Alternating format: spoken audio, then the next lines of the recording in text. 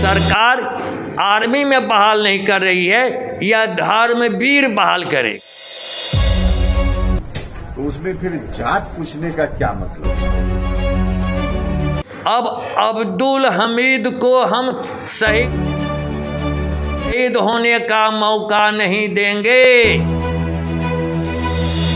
इसका भी प्रमाण आपको देना पड़ेगा।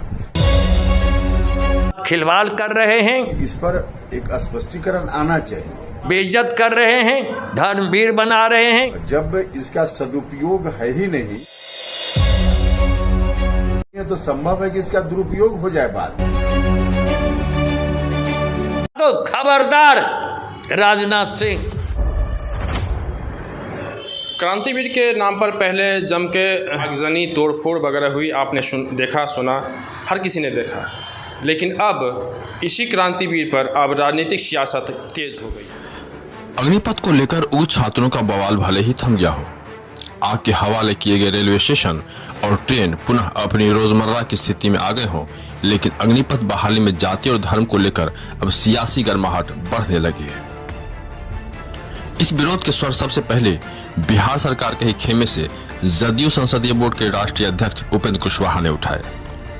फिर क्या था, प्रतिपक्ष नेता तेजस्वी यादव ने इस मुद्दे पर उनके सुर में सुर मिलाकर उनका साथ दिया और अब बेगूसराय के पूर्व सांसद शत्रुघ्न प्रसाद सिंह ने रक्षा मंत्री राजनाथ सिंह को खबरदार करते हुए कहा कि खबरदार राजनाथ सिंह, जो भी काम होगा संविधान के तहत होगा, वरना चलने नहीं देंगे। पूर्व सांसद शत्रुघ्न प्रसाद सिंह ने आर्मी बहाली की नोटिफिकेशन में जाति और धर्म के कॉलम को अनिवार्य करने को केंद्र सरकार की संघीय साजिश बताया। ये जो अग्निपथ योजना है, भारतीय कम्युनिस्ट पार्टी ने इसके लागू होते ही अपना लिखित और मौखिक विरोध किया।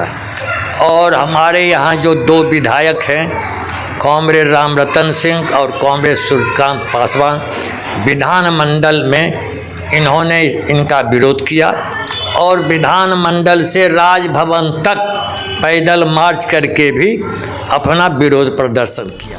उन्होंने संविधान के अनुच्छेद 15 का हवाला देते हुए कहा कि धर्म, जाति, लिंग, वंश, मूल और जन्मस्थान के आधार पर न तो किसी को नौकरी का लाभ मिल सकता है और न ही इस आधार पर किसी की नौकरी छीनी ही जा सकती है।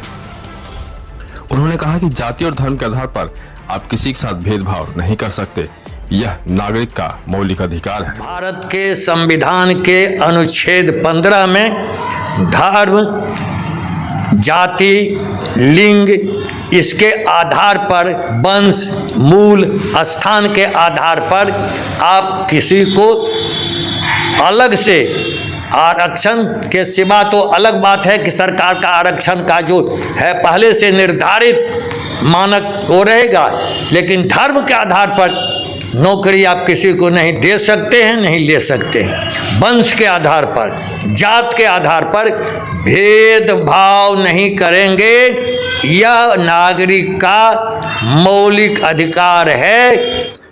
वहीं अनुच्छेद 16 का हवाला देते हुए उन्होंने कहा कि देश के प्रत्येक नागरिक को अवसर की समानता उसका मौलिक अधिकार है, जिसे छीनना अपराध है।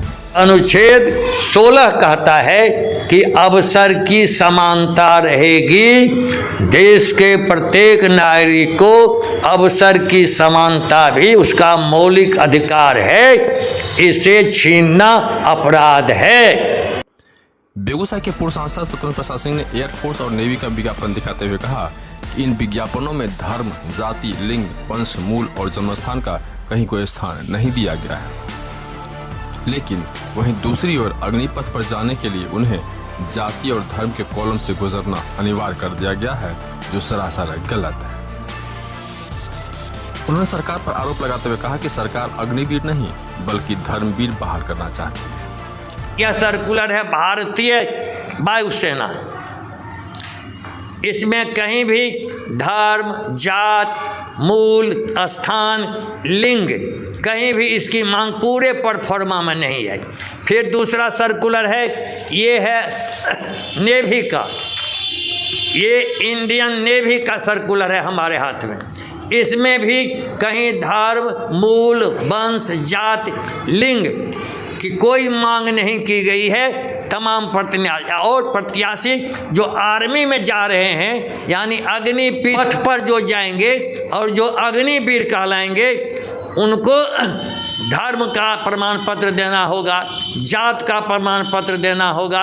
यह अनिवार्य कर दिया है। यह तो सरकार आर्मी में बहाल नहीं कर रही है, यह धर्मवीर बहाल करेगी, अग्निवीर नहीं। अब धर्मवीर कि आप हिंदू धर्म के ही रहेंगे आर्मी में। अब अब्दुल हमीद को हम शहीद होने का मौका नहीं देंगे।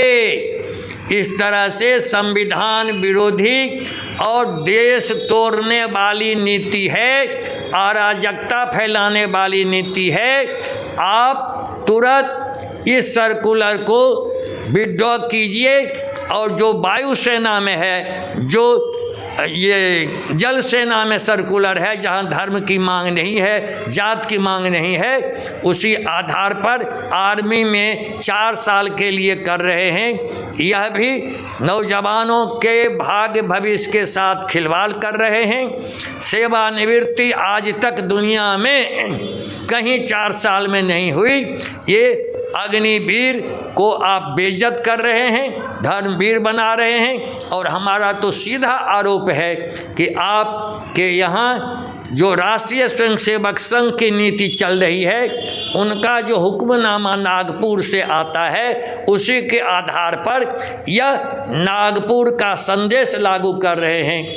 या नया ये सावरकर बात चलाएंगे, नया हेडगेवार बात चलाएंगे, नया आप गोर से बात चलाएंगे। इसकी इजाज़त संविधान नहीं देता है और हम लोग अंतिम सांस तक विरोध करेंगे।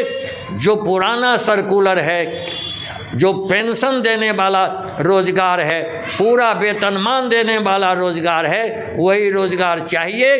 और भारत के संविधान के खिलाफ जो आपने यह सर्कुलर निकाला है, उसको विड्रॉ कीजिए। और भारत के संविधान का उल्लंघन करने की इजाज़त हम लोग नहीं देंगे। और इसके लिए ज़रूरत होगी तो शांतिपूर्वक अहिंसक आंदोलन पर हमारी पार्टी उतरने के लिए विचार करेगी और संकल्पबद्ध होगी। अब आप सुनिए अग्निपथ को लेकर रक्षा मंत्री राजनाथ सिंह ने क्या कुछ कहा। सारे भारत में हर समाज में अग्निवीर के रूप में पहचाने जाएंगे। जैसे आज सेना का जवान यदि अपनी वर्दी पहनकर बाहर जाता है और या वर्दी नहीं भी होती है, कहता है कि मैं सेना में मैं काम कर चुका हूं, स्वाभाविक रूप से उसके प्रति मन में एक सम्मान का भाव पैदा होता है। रोजगार के मामले में मैंने कहा कि उन्हें प्रायोरिटी दी जाएगी। इतना ही नहीं, गवर्नमेंट ने यह भी तय किया है कि 4 साल के बाद उनके हाथ में 11,71,000 रुपया तो होगा ही। इसके अतिरिक्त भी यदि वह लोन चाहते हैं तो सस्ते रेट ऑफ इंटरेस्ट पर, कम ब्याज दर पर उन्हें कर्ज भी मुहैया कराया जाएगा ताकि वो अपना रोजगार कर सकें। यह सरकार का यह फैसला है। यह जो हमारे अग्निवीर सैनिक सेवा समाप्त होने के बाद सरकारी विभागों में भी जाएंगे तो चयन के लिए इन्हें प्राथमिकता दी जाएगी। जैसे तिलक और दहेज में जो करोड़ों रुपया लेता है, लाखों, उससे कोई अमीर नहीं बनता है। उसी तरह कोई लॉटरी में दे दे लाखों और करोड़ों, कौन बनेगा करोड़पति। सुने हैं कि अंबानी से ऊपर चला गया, अजीज प्रेम जी से ऊपर। तो आप हमको 10 लाख नहीं 20 लाख 1 करोड़ दे दीजिएगा और कहिएगा 60 बरस तक या जब तक जिंदा रहिए उस 1 करोड़ से आप रोजगार करते रहिए। यह तो आप मजाक कर रहे हैं हमारे साथ, हमारे बाल बच्चों के साथ अमानवीय व्यवहार कर रहे हैं। भारत का जब संविधान बन रहा था तो कहा गया यह एक वेलफेयर स्टेट होगा, कल्याणकारी राज और सोशल वेलफेयर, सामाजिक कल्याण आपको करना पड़ेगा। यानी जब आप वृद्धावस्था पेंशन दे रहे हैं तो जो देश सेवा के लिए कुर्बान होने के लिए आया है, जो राष्ट्रीय निर्माण में बैंक का कर्मचारी, रेल का कर्मचारी, जो शिक्षक समुदाय राष्ट्र के विकास के लिए और मानव निर्माण के कारखाने में काम करने के लिए आएगा, उसको आप कह रहे हैं कि पेंशन नहीं देंगे और 10 लाख 20 लाख ले जाइए 4 साल के बाद, इसी में रोजगार कीजिए। कोई कारखाना खोलेंगे क्या 10 लाख में? कोई उद्योग हम चलाएंगे 10 लाख में? यह रोजगार नीति गलत है, हम इसका विरोध करते हैं और दुनिया में कहीं भी 4 साल में नहीं है। और इस तरह से धर्म के आधार पर, जात के आधार पर ये ब्राह्मण और शूद्र भला करेंगे। अब जो कह रहे हैं कि ब्रह्मा जी धन में ब्राह्मण मुंह से पौ से शूद्र का जन्म हुआ, हम ये मनुस्मृति नहीं चलने देंगे। ये जमहूरियत का देश है, ये डेमोक्रेटिक कंट्री है। मनुस्मृति जो कहा कि शूद्र यदि वेद पढ़े तो कान में शीशा दे करके उसको गला करके मार दो, खबरदार राजनाथ सिंह, ये हम नहीं चलने देंगे। लिंग के आधार पर, जात के आधार पर अवसर की समानता है। भारत का संविधान बाबा अम्बेडकर ने हमारे हाथ में हथियार दिया है, जो काम होगा संविधान के तहत होगा, नहीं तो चलने नहीं देंगे। हम सड़क पर शांतिपूर्वक प्रतिरोध में उतरेंगे। अब आप सुनिए बिहार सरकार के सिपह सलार उपेंद्र कुशवाहा ने जाति और धर्म को लेकर राजनाथ सिंह का विरोध किस तरह किया। मैंने भी देखा जो नोटिफिकेशन अग्निवीर की बहाली के लिए जारी किया गया है, तो मुझको देखकर बड़ा आश्चर्य हुआ कि अब सेना की बहाली में कहीं से कोई रिजर्वेशन जैसी चीज है ही नहीं, तो उसमें फिर जात पूछने का क्या मतलब। जात और धर्म दोनों का सर्टिफिकेट मांगा जा रहा है कि आप किस जात के हैं, किस धर्म के हैं, इसका भी प्रमाण आपको देना पड़ेगा। अब उसको भी पता नहीं अभी तक कि आखिर ऐसा क्यों है। इसलिए हमने रक्षा मंत्री जी से आग्रह किया है कि इस पर एक स्पष्टीकरण आना चाहिए कि आखिर इसका उपयोग क्या है, क्योंकि जब इसका सदुपयोग है ही नहीं, मतलब कोई सुविधा होती जात के कारण, तब मांगा जाता, ठीक बात थी, सदुपयोग होता।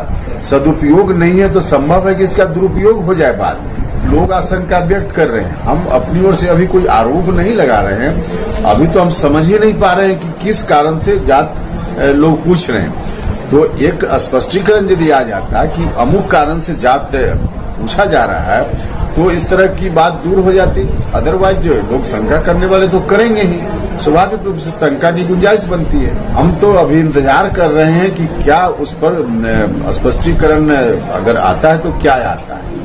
कारण अगर साफ साफ आ जाए तो हम लोग भी कन्विंस हो सकते हैं कि किस कारण से जात पूछा जा रहा है। वरना नहीं, अगर स्पष्टीकरण आएगा तो तमाम तरह की आशंकाएं जहां से भी उठेंगी, उनका कोई जवाब नहीं मिलेगा, तो स्वाभाविक है आशंका तो लोग करेंगे। और नहीं, अभी कहा कि जब सदुपयोग नहीं है उसका, तो दुरुपयोग भी हो सकता है। यहाँ पे दोनों की सरकार है, यहाँ पे गठबंधन की सरकार है दोनों की। इसके बाद जदयू उसका विरोध कर रही है, बीजेपी का। जदयू ठीक विरोध कर रहे, एकदम हम लोग जदयू के साथ है। सदन में भी विरोध किया, सदन के बाहर विरोध किया। और कुशवाहा जी, तेजस्वी जी पूरा सर्कुलर पढ़ेंगे तो और बुलंदी से आवाज करेंगे। इनको तो तुरंत हाई कोर्ट, सुप्रीम कोर्ट में जाना चाहिए, इस सर्कुलर को विड्रॉ कराना चाहिए।